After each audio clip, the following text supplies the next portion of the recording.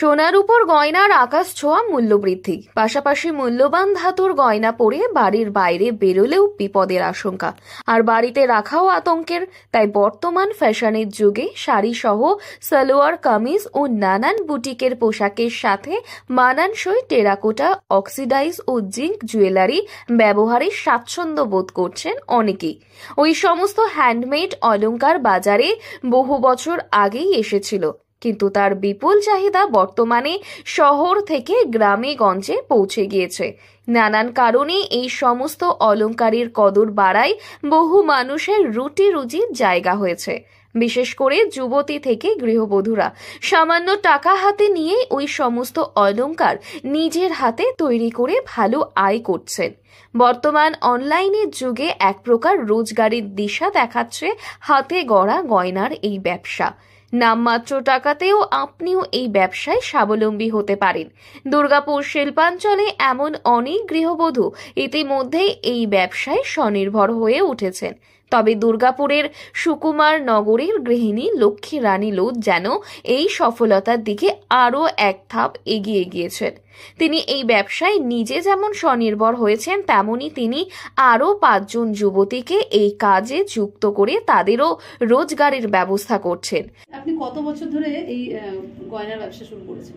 আমি বিগত 10 বছর ধরে এই গয়নার ব্যবসা শুরু করেছি। আচ্ছা, এই ভাবনা চিন্তা কিভাবে এলো? যে ভাবনা চিন্তা বলতে আমি ঘরে বসে এমনি সেলাইয়ের কাজ করতাম। আস্তে আস্তে সেলাই একভাবে করতে করতে মনে হলো যে একটু গয়না বানাই।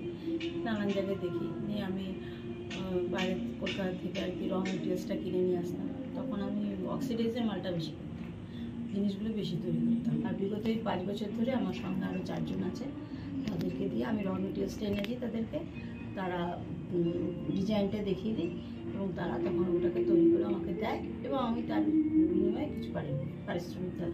যে আমি একা করছি, একা তো পারছি না। তখন যত দিন যাচ্ছে ব্যবসাটা তত বাড়ছে, তখন আমি একা পারছিলাম না। তখন এবার আমি আরও 2-3-4 জনকে করলাম।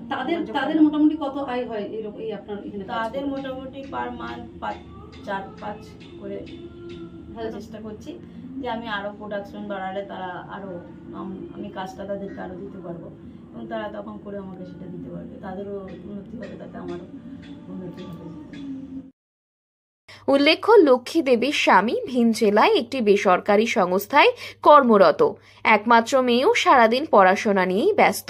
তাই নিজের অবসর সময় কাটাতেই তিনি প্রথম হ্যান্ডমেড জুয়েলারি তৈরি করতে শুরু করেন। এরপর ধীরে ধীরে বিভিন্ন হস্তশিল্প মেলা, প্রদর্শনী ইত্যাদিতে নিজের তৈরির গয়নার পসরা নিয়ে যোগ দিতে শুরু করেন। এইভাবেই প্রায় 10 বছর ধরে এই অলংকারের ব্যবসা করে অর্থ উপার্জন করছেন লক্ষ্মী দেবী। বর্তমানে তার ব্যবসা প্রতিষ্ঠান বড় আকার নেয় তিনি আরও 5 জন মহিলাকে কাজে লাগিয়ে ওই সমস্ত অলংকার তৈরি করছেন। তারাও নিজেদের অবসর সময়কে কাজে লাগিয়ে বাড়তি আয় করতে পারছেন। সেই সমস্ত অলংকার তিনি সরকারি সহ বিভিন্ন মেলা স্টলে নিয়ে এসে হাজির হলেই ক্রেতাদের বিশেষভাবে দৃষ্টি আকর্ষণ করে।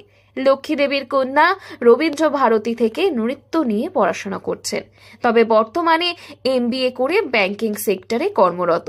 আগামী দিনে এই জুয়েলারির ব্যবসা আরও প্রচারিত করার পরিকল্পনা নিয়েছেন লক্ষ্মী। দুর্গাপুর থেকে দীপিকা সরকারের রিপোর্ট, লোকাল 18 বাংলা।